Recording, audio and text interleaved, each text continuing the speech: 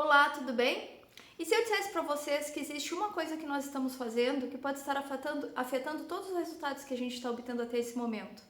E ao mesmo tempo, se eu dissesse para vocês que existe uma coisa que a gente poderia fazer que poderia fazer a gente virar o jogo, obter melhores resultados em menos tempo, será que isso é possível? Meu nome é Kátia Tavares dos Passos Francisco, sou engenheira de alimentos, mestre em engenharia e ciência de alimentos e doutora em microbiologia agrícola e do ambiente. E estou aqui hoje para conversar com vocês sobre Design Thinking.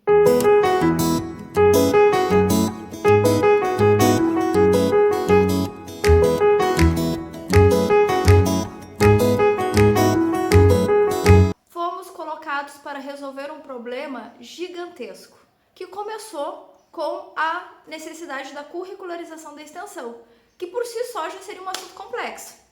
Se nós conversarmos com os nossos amigos que já têm institucionalizado a extensão, a gente percebe que eles comentam que é um grande desafio, que eles estão trabalhando mais, que muitas vezes são eles que trabalham e não os acadêmicos. Tem cursos que resolveram não colocar extensão dentro das disciplinas, mas colocar como projetos, iniciativas que vão ocorrendo ao longo do curso. Então a gente percebe que a própria estratégia de inserir a extensão, ela não tem ainda uma forma ideal de acordo com o curso. Então a gente não tem uma resposta certa de como que a gente tem que fazer isso. Então isso faz com que a gente tenha dúvidas com relação a como que a gente vai colocar isso no currículo, pensando que a gente ainda tem outras coisas que precisam ser resolvidas. Como o nosso PPC ele vai ser reformulado, nós estamos passando pela expectativa de resolver outros problemas que surgiram nesses últimos anos, que seria, por exemplo, o preenchimento de vagas no processo seletivo, que seria melhorar as questões da retenção e da evasão, cumprir as DCNs, fazer com que nós tenhamos alunos formados não só com conhecimento técnico, mas também com habilidades e competências, além de melhorar a nossa nota no ENAD. Então, o que a gente percebe? É um problema extremamente complexo e de difícil resolução, tanto que não existe resposta ainda para essas questões. É claro que a gente parte do princípio que, por exemplo, a questão da evasão de um curso de engenharia não é apenas da Engenharia de Alimentos da Universidade Federal da Fronteira Sul. Ela está presente em diversos outros cursos de engenharia, isso é histórico. Mas será que tem alguma coisa que a gente pode fazer para mudar esse cenário? Ao mesmo tempo, a gente tem que lembrar que quando é questionado aos alunos do primeiro ano, por exemplo, naqueles questionários que a professora Leda fazia, muitos alunos relataram que não escolheram Engenharia de Alimentos como primeira opção. Mas será que a partir do momento que esse acadêmico entra, que ele nos dá a chance, colocou em nós, depositou em nós a confiança sobre a formação do futuro dele, será que a gente não poderia convencer ele a ficar? Encantar ele de alguma forma? Será que o receio, enfim, o medo que os alunos têm às vezes de disciplinas mais exatas não poderia ser dirimida de outras formas, uma vez que nós já temos muitos e bons exemplos de acadêmicos que entraram com dificuldade, mas que por se verem formados nesse curso, eles superaram essas dificuldades e hoje são profissionais formados e inclusive inseridos no mercado de trabalho. Então, o que a gente poderia fazer, por exemplo, para mudar a visão desses acadêmicos, para que eles vissem perspectiva nesse curso que eles se inseriram, para que eles ficassem? Eu não estou falando que essa seria a solução para que eles permanecessem no curso. Estou levantando ideias, que é normalmente o que a gente faz quando a gente trabalha com Design Thinking. A gente levanta algumas suposições e dentro de um grupo heterogêneo, a gente vai escolhendo as melhores ideias dentro de uma estratégia totalmente organizada, a fim de estabelecer soluções e obter respostas rápidas. E por que a gente obtém respostas rápidas? Porque a gente trabalha com protótipos. Então, a partir do momento que a gente levantou algumas ideias, a gente já transforma aquilo ali num protótipo, já coloca em teste, faz o levantamento das impressões da aplicação daquele teste. Para quê? Para melhorar o protótipo ou para dizer, não, isso aqui não funciona. Então a gente obtém respostas muito mais rápidas, e quando a gente obtém respostas muito mais rápidas, o que acontece? A gente chega mais rapidamente na solução de problemas. E por que Design Thinking? Bom, com relação a isso daí eu tenho que contar a história de como é que eu cheguei no Design Thinking.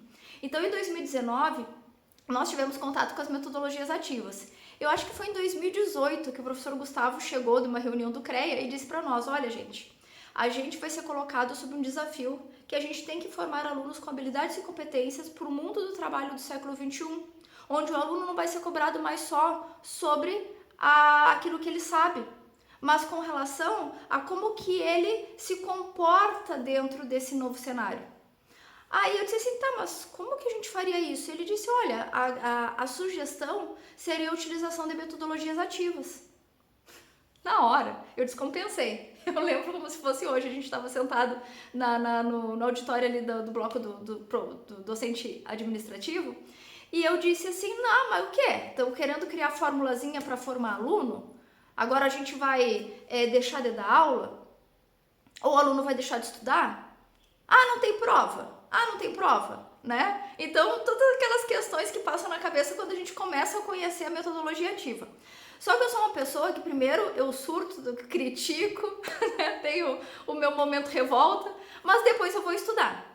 Aí eu fui estudar o que era metodologia ativa. Daí, conforme eu ia estudando metodologia ativa, eu pensava, nossa, isso aqui parece tanto com as metodologias de sala de aula invertida, que eu vinha estudando há alguns anos porque eu participava do núcleo de apoio pedagógico aqui da universidade.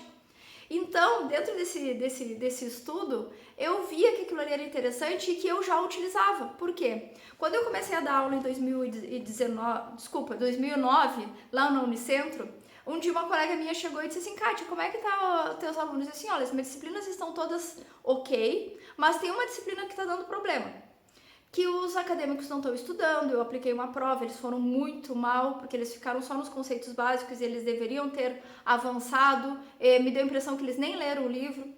E ela disse assim, Kátia, por que tu não aplica um testinho? E o que é um testinho, né? Daí ela disse assim, olha, tu faz eles estudarem antes da aula, e daí tu aplica um teste de conhecimento antes da aula começar. Normalmente isso é muito positivo. Aí aquilo ali ficou na minha cabeça. Quando eu ministrei a disciplina de microbiologia de alimentos, microbiologia geral, pela primeira vez aqui na universidade para o curso de aquicultura, eu comecei a aplicar esses testinhos.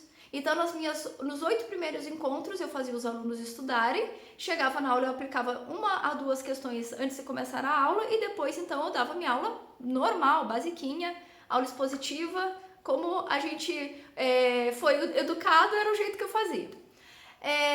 Quando eu fiz a primeira avaliação, os alunos foram muito bem, escreviam muito bem na prova, então, nossa, foi muito satisfatório, amei dar aula para aquela turma. Quando passaram as próximas semanas, eu não apliquei mais o testinho. 3 semanas depois, os alunos me perguntaram, professora, tu não vai mais aplicar o testinho? Eu disse, não. Por que, professora, que tu não vai mais aplicar o testinho? Porque o testinho era para ensinar vocês a estudarem. Imagino que agora vocês já pegaram o ritmo e que vocês estão estudando antes de vir para minha aula. Eles disseram, não, a gente não está estudando. E a gente percebeu que a gente não está mais entendendo a matéria, que a gente não está mais evoluindo. E eu disse, não, vocês vão ter responsabilidade e vocês vão estudar. Daí o que aconteceu? Eles não foram tão bem na segunda prova como foram na primeira. Então, o que eu percebi? Qual foi o meu aprendizado, se eu pegar isso como uma experimentação? O meu aprendizado naquele momento foi que os alunos estudam quando eles têm uma metodologia que orientam eles a estudar. Registrei isso na minha mente. Usava a metodologia ativa também, de sala de aula invertida, na disciplina de iniciação à prática científica. E também não foi algo inventado por mim. Eu tive contato com essa metodologia quando estava fazendo doutorado, numa disciplina de redação científica, e quando veio esse desafio, então, de ministrar essa disciplina, as partes que eu considerava mais práticas, que seria de montagem de um texto científico, montagem do seminário, montagem de um projeto, tudo isso eu trabalhava a partir da desconstrução. Então, por exemplo, eu passava para eles diversos resumos e fazia com que eles exercitassem a montar um título e palavras-chave a partir da leitura do resumo. E depois, então, eu comparava todos os títulos formados pelas diferentes equipes com o título original, para que eles vissem como que eles poderiam melhorar aquela ideia. Aquelas questões de indexação, né? Da gente não ficar repetindo palavras que já estão no título e não estão ali nas palavras-chave. Também um título que dê ideia do todo, que traga interesse para que o leitor leia, mas ao mesmo tempo que ele identifique que o tema que ele está buscando está dentro daquele trabalho que foi publicado. Então, era uma desconstrução que eu fazia e também é uma metodologia de sala de aula invertida. Então, quando eu li sobre metodologia ativa, eu percebi que era uma metodologia de sala de aula invertida, Mas qual é a diferença entre os dois dentro da minha concepção? É que a metodologia ativa, ela segue uma estratégia mais orientada. Ela tem um passo a passo que precisa ser seguido para a gente dizer que está utilizando um determinado método. Então, por exemplo, provavelmente vocês já utilizaram diversas técnicas que são utilizadas dentro do Design Thinking, em algumas atividades que vocês já tenham desenvolvido, mas não necessariamente vocês usaram o Design Thinking. Porque o Design Thinking, para que a gente possa dizer que realmente, de fato, utilizou, a gente precisa seguir uma série de estratégias, tá? Agora, por que a gente precisaria isso? Então, voltando. Há algum tempo eu venho dizendo que o meu grande problema dentro desse trabalho que eu exerço hoje é a questão da falta de treinamento em gestão. Por quê? Porque eu sou bacharel, fiz o meu mestrado e doutorado, não fiz disciplinas de educação para o ensino superior, mas tive a oportunidade, assim como vocês também tiveram, da gente receber diversas formações desde que nós chegamos aqui, formações docentes. Então isso aí de fato me qualificou, me ajudou muito nas minhas práticas dentro de sala de aula, onde eu consegui instrumentalizar diversas ideias que surgiram dentro dessas formações. Mas a gente não dá só aula, né? A gente não é só ler. Que bom se fosse, ou que bom se a gente só fosse pesquisador, que bom se a gente só fosse extensionista, que bom se a gente só fosse uma coisa que a gente pudesse se especializar um monte naquilo. Ou que bom, né, para quem gosta de diversidade, que nós podemos diversificar dentro do nosso trabalho, concorda? Então, o que acontece? Muitas vezes a gente não consegue ampliar a nossa atividade ou chegar no resultado que a gente quer no final, justamente porque falta uma gestão do todo. Falta gestão do tempo, falta a gente entender quais são as metodologias, falta a gente levantar métricas a respeito daquilo que a gente está fazendo para entender de fato se aquilo ali funciona ou não funciona, se eu posso continuar reproduzindo ou se eu teria que mudar. E às vezes até mudar em curso, né? Porque, por exemplo, se um acadêmico não está dando resultado dentro de um projeto de pesquisa, de que forma eu poderia criar uma metodologia de trabalho para que ele desse mais resultado? Será que isso é possível? Ou será que seria possível dentro dessa metodologia eu identificar que aquele aluno não tem aptidão para aquele trabalho? Né? A gente pudesse identificar no meio do processo e atrair uma pessoa que tivesse mais perfil para aquela atividade que está sendo executada. Dar oportunidade para outra pessoa. Poderia? Né? Então, sempre que a gente recebe questionários dizendo quais cursos vocês gostariam de receber, eu sempre coloco lá, gestão. Então, como eu não vislumbrei ainda essa possibilidade, então eu fui atrás. E dentro do curso de gestão que eu me inscrevi, tinha Design Thinking. E aí, o que eu pensei? Bom, na minha falta de tempo, eu tenho que escolher o que eu quero fazer primeiro, vou começar por essa metodologia. E por que eu escolhi ela? Justamente porque, dentro desses estudos que a gente tem feito desde 2019 sobre a utilização da metodologia ativa, o Design Thinking ele é uma metodologia ativa que é utilizada em sala de aula. Depois, estudando melhor sobre o tema, eu descobri que essa metodologia, ela surgiu, a ideia dela, na década de 50 ainda. Ela começou a ser mais utilizada depois, mas dentro do ensino superior, ela vem sendo utilizada com mais força a partir de 2012. Ou seja, dentro da utilização dessa metodologia no ensino, ela é extremamente recente. Embora a gente já tenha diversas teses, dissertações, artigos publicados em diversas áreas, inclusive na Food Control, eu estava pesquisando semana passada um tema para uma mestranda minha e encontrei artigos de Design Thinking dentro da Food Control, que é uma revista de alto fator de impacto dentro da área da microbiologia, de alimentos. Então, o que a gente percebe? Que é uma ferramenta, para quem gostar e quiser utilizá-la, que pode ser utilizada dentro da sala de aula, pode ser utilizada na pesquisa, pode ser utilizada para ter novas ideias a respeito de projetos que vocês já venham desenvolvendo ou que queiram desenvolver, e também pode ser utilizada como uma ferramenta de gestão para o nosso curso. Então, dentro da minha cabeça, o que a gente tem que ter? Perfil antifrágil. Não é também uma teoria inventada por mim, tá? Eu estou reproduzindo uma informação para vocês. Então, o que seria essa antifragilidade? Seria, como professor de microbiologia, né? Seria reproduzir, por exemplo, o perfil dos micro-organismos. Quando, por exemplo, ocorre um acidente ambiental, vamos dizer que tenha sido derramado petróleo no mar por causa de um navio petroleiro, enfim, que naufragou. É claro que existe toda uma barreira de contenção, utilização de surfactantes. Hoje a gente está bem mais desenvolvido em termos tecnológicos para conter esse acidente. Mas, se a natureza tivesse que se recompor, provavelmente os primeiros organismos que conseguiriam se adaptar àquele problema seriam os micro-organismos. Fazendo o quê? Eles fariam mutações dentro daquela população sobrevivente, cruzamento de informações, para que eles pudessem criar seus próprios surfactantes, colocar aquele óleo para dentro da água, utilizar aquilo ali como substrato.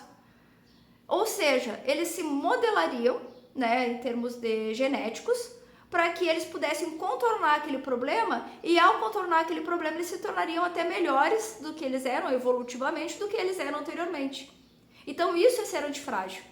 Então quando a gente sofre um grande impacto, a rapidez que a gente tem de superar um problema pode fazer com que a gente se torne muito melhor do que aquilo que a gente era antes. Isso aconteceu na pandemia, né? Então, por exemplo, nós que já vimos estudando metodologia ativa desde 2019, é óbvio que a gente sofreu impacto como todo mundo, né? Sofri de ansiedade, de medo, muito medo, até mesmo por questões familiares. A gente tinha, só saía pra rua muito protegida e não saímos de casa só para questões muito básicas. Ficamos 2 anos trancados dentro de casa. Então teve essa questão, obviamente. Tivemos perdas, e essas perdas são irreparáveis, né? Então são coisas assim que nos afetaram grandemente. E outra questão que nos afetou grandemente foi a questão da educação. Gente, se eu estou gravando esse vídeo pra vocês, eu posso dizer pra vocês que eu tive que estudar muito pra estar aqui. Tá? Eu sou aquela pessoa que gostava de aparecer, desde pequena, né? Porque eu fazia teatro, é quase que um contrassenso. Ninguém ouvia minha voz porque eu era uma pessoa extremamente tímida.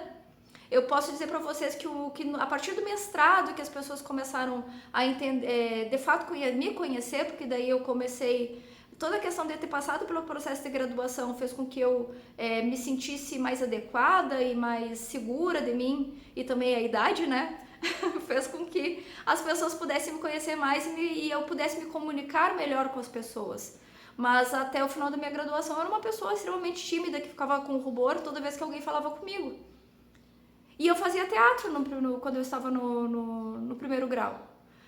Bom, espero que todo mundo seja velho o suficiente, aqui não velho, né? Não, vamos dizer, maduro o suficiente para saber o que eu tô falando, primeiro grau, né? Hoje seria o ensino fundamental, né? Então, eu fazia teatro e eu sempre saía como atriz principal, adorava fazer aquilo ali. Por quê? Porque era um personagem, não era eu. Quando começou a pandemia, nós montamos aquele workshop, que tivemos mais de 1.000 inscritos, e eu fui desafiada pela professora Vânia para fazer a primeira palestra de abertura, que era sobre Covid-19 e a indústria de alimentos. Ela passou material, conversei com colegas, estudei muito, li artigos para montar o seminário e achei, nossa, chegou num ponto que eu disse, nossa, isso aqui tá legal. O que aconteceu? Quando eu liguei a câmera, não fluiu. Eu tive que gravar 6 vezes a apresentação, até que eu desisti dos slides e gravei só olhando para a câmera. Por quê? Porque eu tinha um receio, uma vergonha extremamente grande, e isso eu descobri quando eu ainda estava no segundo grau, que era o atual ensino médio,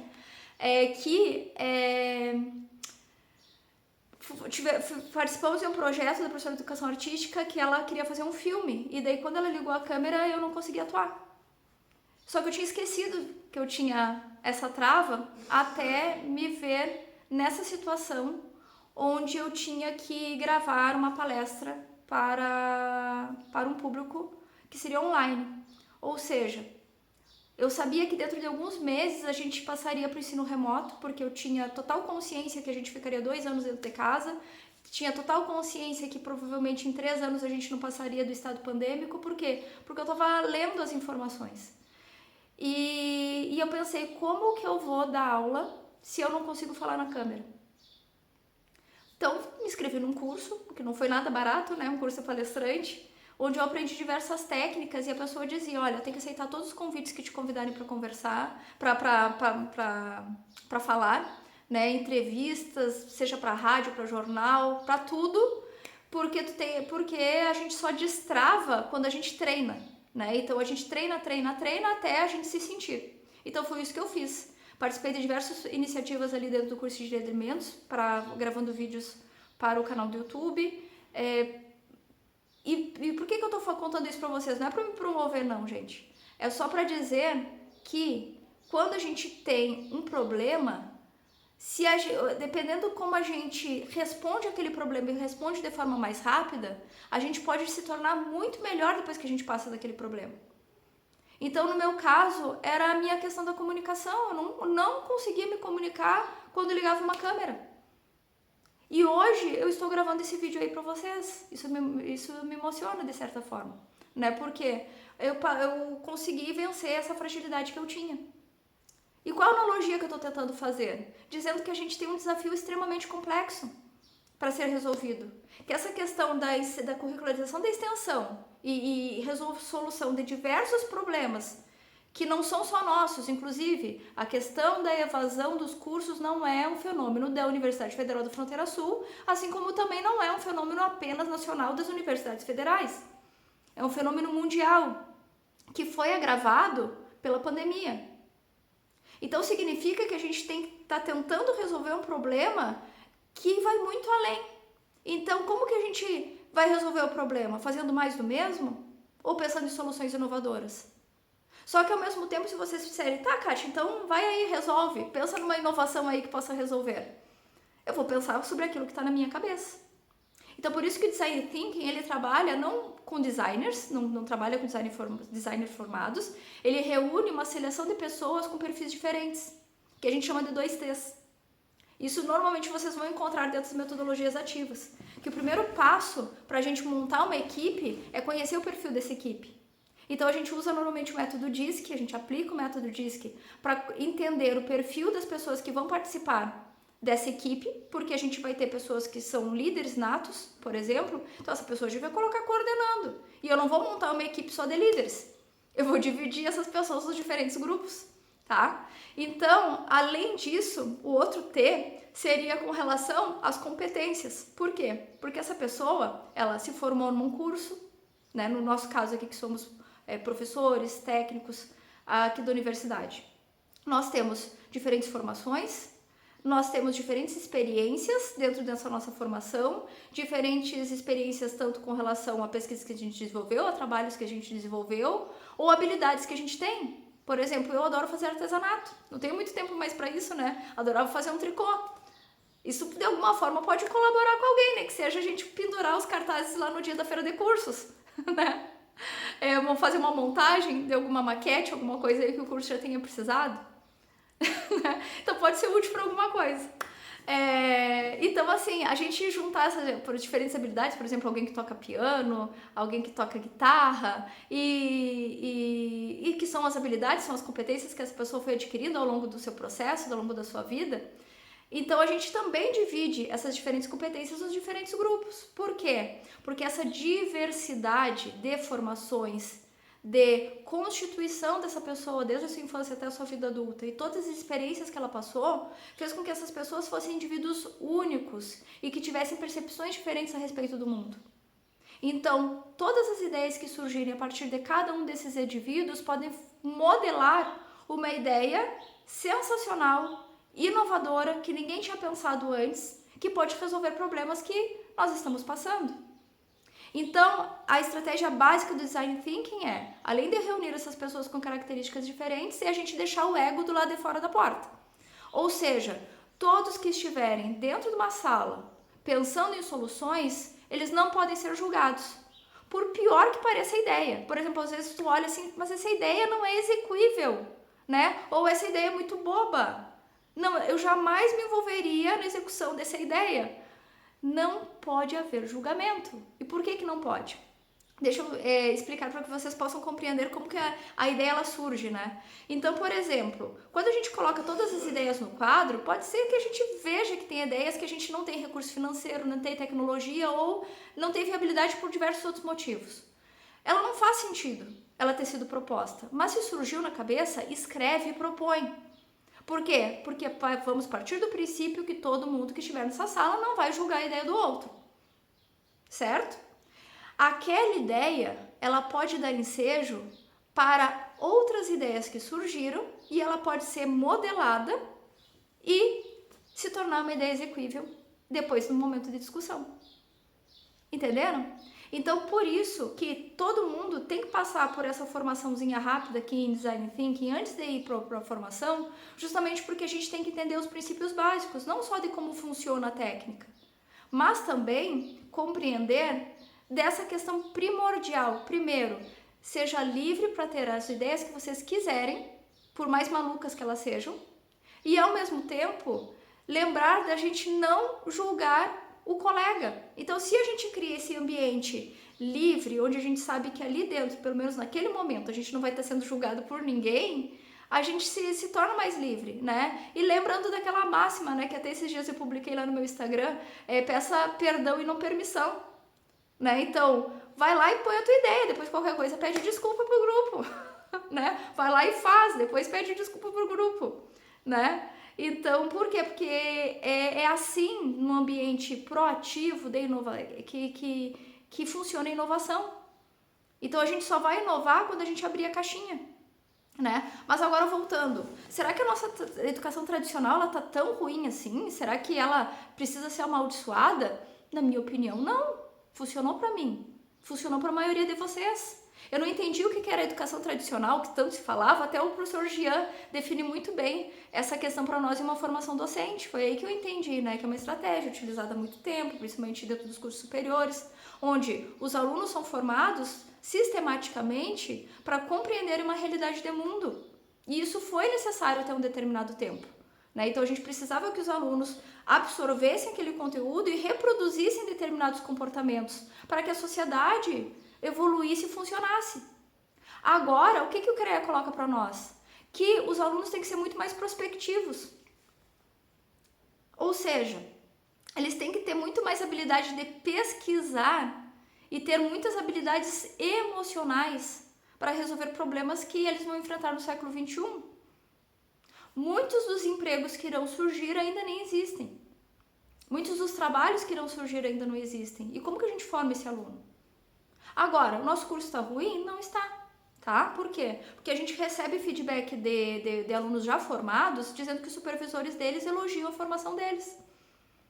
Então, significa que em termos de conteúdo, podemos dar uma melhorada? Claro, podemos né, rever ementas, cargas horárias, fazer ajustes que se julgarem necessários.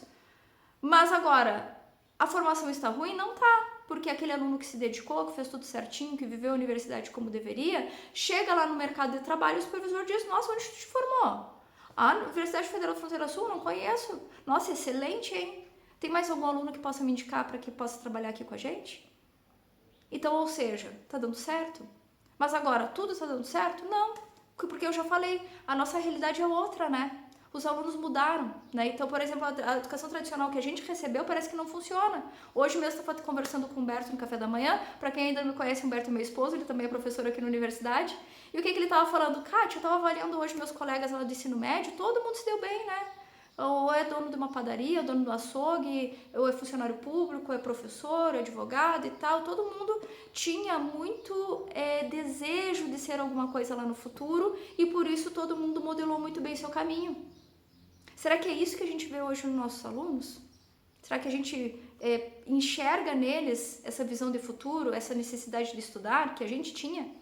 Né? Saía da sala de aula e estudava antes de ir para a aula e ia mudando metodologia, testando, porque a gente queria ir bem, não queria só tirar uma média. Né? A gente sabia que aquilo ali era a nossa profissão no futuro, então por isso que a gente queria aprender. Né? Então o público mudou. Então o Design Thinking ele também está focado em compreender, em se colocar no lugar do público, né? Então, na verdade, o Design Thinking ele é dividido em 3 etapas, que seria de empatia, de ideação e de prototipagem.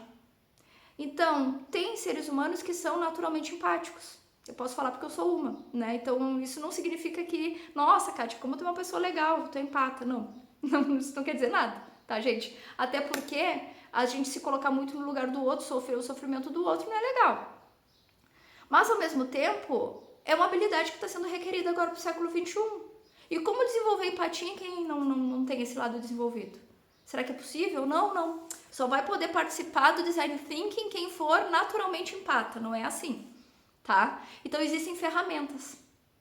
Então, ferramentas que são utilizadas dentro da metodologia, e como eu tive a oportunidade de estudar, existem diversos tipos de ferramenta, a gente vai usar uma, tá? Para cada uma das etapas, dentro de uma estratégia. Então, por exemplo, existem várias estratégias de Design Thinking. A gente vai utilizar a técnica do duplo diamante, estabelecida pela Universidade de Stanford, pela D&D School, tá?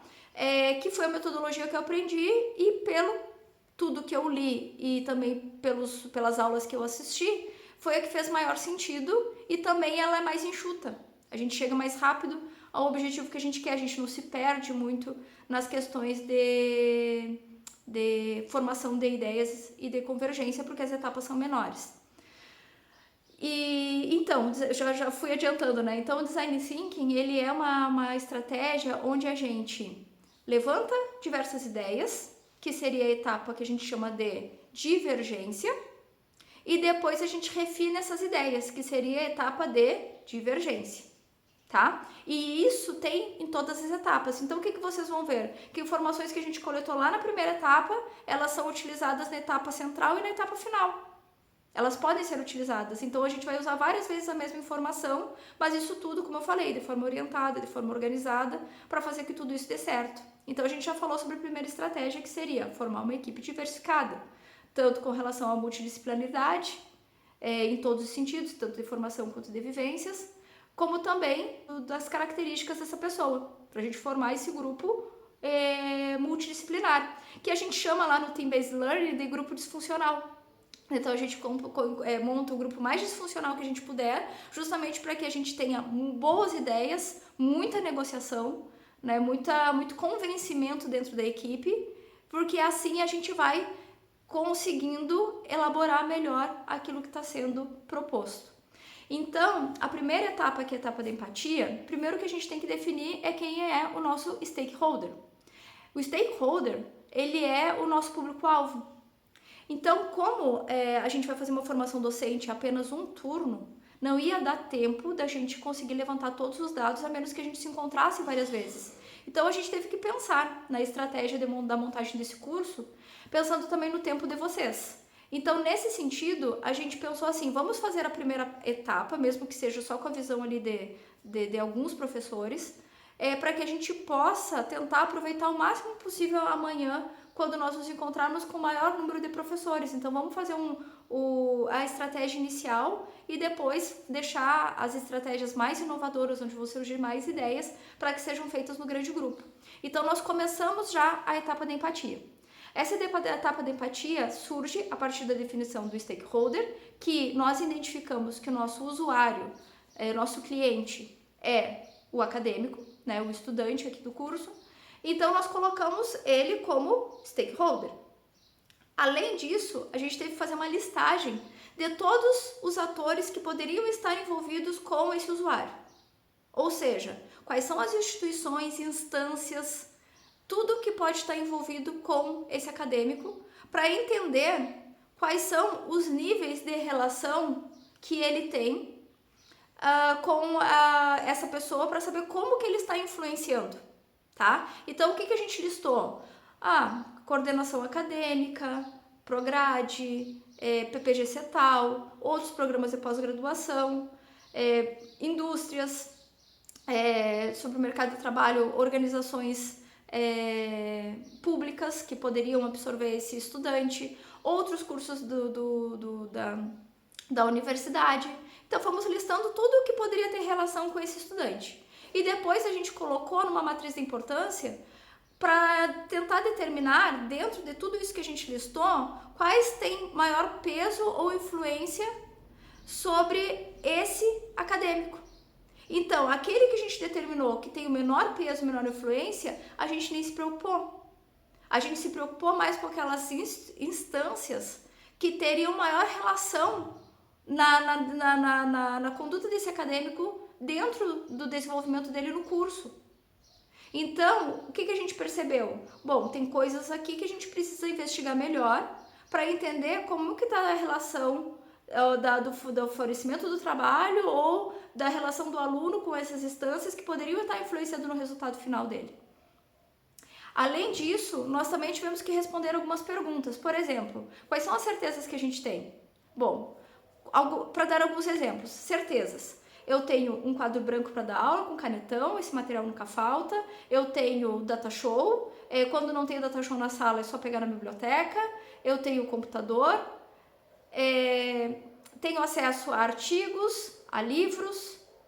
Tenho Moodle também para utilizar como estratégia de passagem de material, de fazer uma prova online. Então, são certezas que a gente tem sobre estrutura, sobre condição, sobre coisas que a gente tem certeza, tá? Que vai muito além das questões físicas, tá, gente? Aproveitei para olhar minha colinha aqui.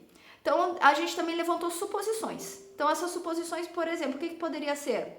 Se nós tivéssemos ônibus em diversos horários e que esse trabalho, né, esse fornecimento desse trabalho não parasse em feriados, finais de semana e nas férias, nós teríamos acadêmicos muito melhor formados. Isso é uma suposição. Não estou dizendo que foi uma suposição que surgiu, é um exemplo que me ocorreu agora. E também dúvidas, como por exemplo, se parte dos professores utilizasse metodologias ativas, será que teríamos alunos formados com maiores habilidades e competências conforme está sendo requerido? Então, tudo isso, no final, a gente fez refinamentos. Então, esses refinamentos foram encontrando padrões. Por quê? Como essas respostas elas são elaboradas de forma individual, porque a gente tem que as metodologias ativas normalmente funcionam em ambientes de inovação. Esses ambientes de inovação não precisa ser necessariamente aquelas fotos que a gente vê, por exemplo, no Google, né? Com puffs coloridos, redes, cafezinhos, para que a pessoa se sinta à vontade e trabalhe no seu tempo. Não precisa ser necessariamente nessa magnitude, mas um ambiente que incentive a criatividade. Então, o que a gente fez? A gente se reuniu no laboratório de análise sensorial, porque lá tem uma mesa redonda, no final a gente encaixou uma mesa retangular junto, espalhou na mesa diversos post-its e fomos respondendo aquilo que surgia nesses post-its, fomos colando no quadro para que ficasse visível para todo mundo as respostas e depois a gente foi identificando padrões para fazer o refinamento. Essa identificação de padrões é inato do ser humano. Então, o que o Design Thinking utiliza? A forma de pensamento do ser humano. Por quê? Porque quando a gente começa a pensar na solução de qualquer problema na nossa vida, a gente tem várias ideias, até que a gente converge para uma determinada ideia. Quando a gente tem um determinado número de respostas na nossa mão, o que a gente faz? A gente começa a olhar, avaliar, opa, está surgindo um padrão aqui de resposta. Isso aqui pode me indicar alguma coisa. Então, essa capacidade que nós temos de fazer refinamentos, ela é uma atribuição inata do ser humano e que é utilizada no Design Thinking justamente para encontrar soluções. Então, essa estratégia que a gente demorou ali umas 3 horas trabalhando em cima dessa estratégia, foi para entender quais eram os levantamentos que precisavam ser feitos para que a gente pudesse entender o nosso stakeholder. Que seria, tem alguma coisa a mais que a gente precise pesquisar? Tem algum documento que a gente precise ler? Ou tem dúvidas que a gente precisa tirar com o nosso público-alvo? Então, a estratégia para compreender o stakeholder, independente de qual for o stakeholder, é fazer um questionário. Começa pela execução do questionário. Então, na verdade, todo esse movimento que a gente fez é para compreender que, além de questões empáticas que têm que estar presentes no questionário, como, por exemplo, perguntar para o acadêmico quais são as principais dores que tu está sentindo aí ao longo do curso, quais são as suas principais dificuldades, quais são as suas alegrias, como você se vê quando formado, onde você gostaria de trabalhar. São questões empáticas, é entender como é que esse aluno se sente, é entender quais são as perspectivas dele, quais são os anseios, quais são os desejos, os sonhos. Mas também a gente precisa levantar questões técnicas, né? Então, dentro de entender quais são o cenário que mais influencia nesse acadêmico e, ao mesmo tempo, compreender questões que a gente não tinha resposta, é que a gente conseguiu enriquecer um questionário que foi aplicado com os nossos acadêmicos antes das férias, tá? Então, nós tivemos 37 respostas, que é um número considerado relevante, tendo em vista o número de alunos que nós temos hoje no curso, lembrando que a gente não pode obrigar as pessoas a participarem de questionários, porque a gente precisa ter uma amostragem, né? E lembrando também que esse questionário não pode ser formulado apenas com questões objetivas. Então, ele tem que ser questões estruturadas e semi-estruturadas. E questões dissertativas também. Então, com isso, nós aplicamos o questionário, obtivemos algumas respostas e esse questionário está sendo entregue para vocês lerem, justamente para vocês fazerem o exercício antes do encontro, para que vocês encontrem esses padrões de como a gente pode fazer para melhorar para vocês encontrarem os padrões e para vocês terem ideias a respeito de soluções para todos esses problemas que já foram citados aqui. Então, quando vocês chegarem, por exemplo, no curso, para o próximo passo, ainda dentro dessa etapa de empatia, a gente ainda não saiu da etapa de empatia, será a formação de uma persona e depois gerar soluções para essa persona, tá? Com relação à fase de ideação, o que é a ideação? É um brainstorm. Então, o que a gente faz? A gente faz um momento de relaxamento para que a gente possa ativar esse lado da criatividade e a gente passa através de uma forma também orientada, e vocês vão ver que em todas as etapas existe um canvas que a gente pode utilizar para orientar a organização dessas estratégias, onde será um momento onde vocês ficarão livres para sugerir, para fazer as suas proposições. Então, para isso, lembrando, dentro desse ambiente criativo, a gente vai utilizar a sala 209, que é a nossa sala de metodologia ativa. É nessa sala, então, que a gente vai fazer o nosso encontro, justamente por quê? Porque ela já tem toda uma organização, uma ambientação, e também serão disponibilizados materiais, para que a gente possa executar toda a nossa criatividade, tá? Lembrando, sem julgamentos, todas as ideias, por mais malucas que sejam, elas têm que ser consideradas, então passou na cabeça, põe no papel. Até porque o período de tempo que a gente vai ter para cada etapa será curto. Então, passou na cabeça a ideia, já coloca no papel e depois a gente vai disponibilizar todas as ideias e também através do uso de exercícios orientados, a gente vai fazer os nossos refinamentos e as nossas escolhas com relação às melhores ideias. E para isso a gente também vai utilizar uma matriz de importância. Passada a etapa de ideação e daí que passamos para uma etapa de divergência, onde a gente levantou diversas ideias, e depois de convergência, onde a gente foi criando acordos, se estabelecendo ideias, onde inclusive nessa convergência podem criar ideias associadas, né? Lembra que eu falei? Uma ideia maluca junto com uma ideia mais tradicional pode ser unida e transformar ali numa ideia inovadora. Então isso foi para a fase de prototipagem. Na fase de prototipagem, várias ideias que vocês escolheram como melhores, como mais viáveis, levando em consideração quanto que a gente tem de recurso tecnológico disponível, e também a questão de custos, então viabilidade de execução. E não só isso, né? A gente tem que lembrar que quem vai estar executando provavelmente ali na ponta somos nós, com apoio também do corpo técnico administrativo da universidade. Então a gente também tem que levar em consideração esse recurso. Esse recurso estará disponível? Então é nesse nível de detalhamento que a gente vai definir o que vai ser testado. Então, no final do encontro, vocês vão desenvolver um protótipo, um ou mais protótipos, né? Porque também depende também o que vocês criarem lá no início, vocês vão criar uma ou mais personas. E dentro dessa...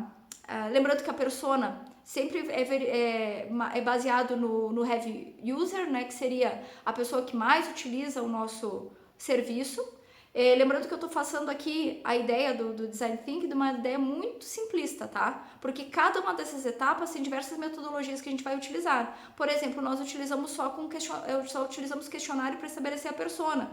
Mas o ideal é que a gente utilizasse também entrevistas, que a gente passasse um dia de safari, passando um dia observando os acadêmicos, ou a gente poderia também viver um dia como os acadêmicos. Então isso é o que faz na indústria. Por exemplo, se eu quero desenvolver um novo serviço ou quero desenvolver um novo produto, eu tenho que entender como que o usuário usa aquele produto, né, para que eu possa estabelecer essas inovações.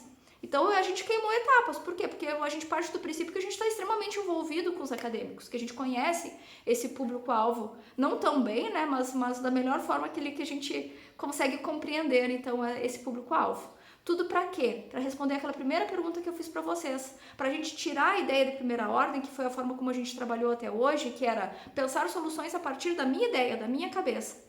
Quando eu faço o trabalho de resolver as questões a partir de uma ideia mais empática, onde eu resolvo as questões pensando em como o usuário pensa sobre aquela questão, então eu estou trabalhando num movimento de segunda ordem. Então, é essa mudança que está sendo proposta. Não é o design thinking em si, mas é a metodologia de como eu estou pensando em soluções. Porque todas as soluções que eu coloquei nas minhas disciplinas até hoje foram pensadas a partir da minha consciência. Eu nunca perguntei para o aluno de que forma que ele se sente, né, com relação às aplicações que eu faço. A não ser uma vez que outra que eu tenha aplicado um questionário, mas tenho certeza que não foram questionários tão completos assim para eu conseguir levantar tantos dados como, por exemplo, na testagem do protótipo. Então, o protótipo, a partir da ideia, vocês desenvolvem rapidinho ali uma ideia de como aquilo ali vai ser desenvolvido, aquela ideia. Lembrando que nem todas as ideias que forem geradas dentro da reunião, elas farão necessariamente parte do PPC. Pode ser que a gente perceba que, nossa, mas essa aqui não é uma estratégia onde a gente precise mudar o PPC.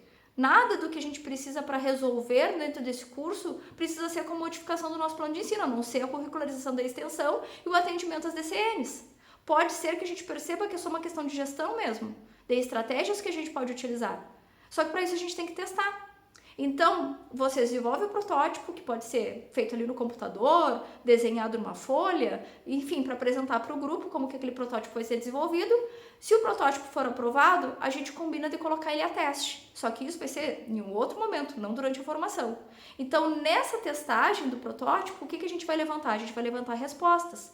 A gente vai tentar entender se aquele protótipo de fato funcionou. Então, a gente vai verificar como que o usuário usa. Então, por exemplo, se o usuário teve dificuldade de entender o método, significa que o protótipo está mal desenhado, tá?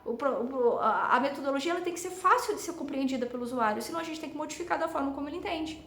Então, a gente vai testar, vai verificar quais foram os pontos positivos, negativos, quais foram as dúvidas que surgiram durante a montagem do protótipo. Para quê? Para melhorar esse protótipo, para deixar esse produto pronto para o mercado, que seria pronto para aplicar com os nossos acadêmicos. Então, para isso, a gente até tem que escolher a dedo quem é o público-alvo que vai participar do teste. Ou a gente entender que aquele protótipo não funciona. Daí vocês vão dizer, nossa, vamos perder tempo testando para depois nem usar, pode ser que nenhuma ideia que a gente levantou na formação ali seja de fato utilizada?